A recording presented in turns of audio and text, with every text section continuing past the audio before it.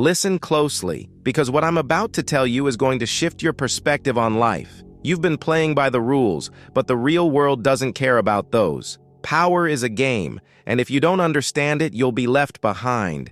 But if you do understand it, everything changes.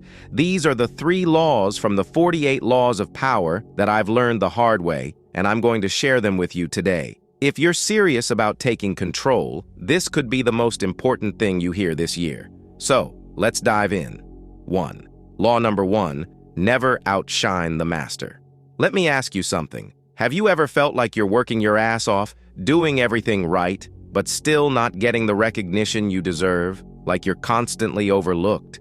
Here's why. You're probably outshining the wrong person, the person above you. Let me explain. In life, and especially in business, there's this unspoken rule that no one talks about. Never outshine the master. You may think that being the best at what you do will get you ahead, but in reality, it could get you crushed.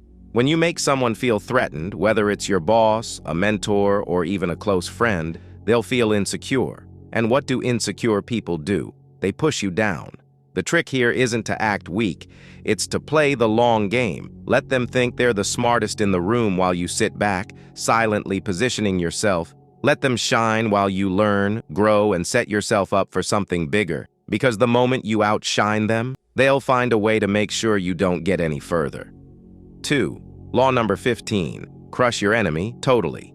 Here's the truth you probably don't want to hear. Half measures never work. You've been there, haven't you? You try to fix things halfway. You tell yourself, I'll just cut ties with this toxic person a little bit, but not fully. Or, I'll deal with this problem later. It's not that big of a deal. And guess what happens? You get stuck. You get dragged down. That problem, that person, that weakness, it will always come back, stronger than before. Look, if you want to truly succeed in life, you've got to be ruthless. If something or someone is holding you back, eliminate it completely. No compromise, no mercy, no maybe later. You need to cut the source of your pain and weakness out of your life, for good. When you let something linger, it comes back to bite you harder. If you want to be the one in control, you need to make decisions that leave no room for doubt. Destroy your enemies totally, and don't leave any loose ends.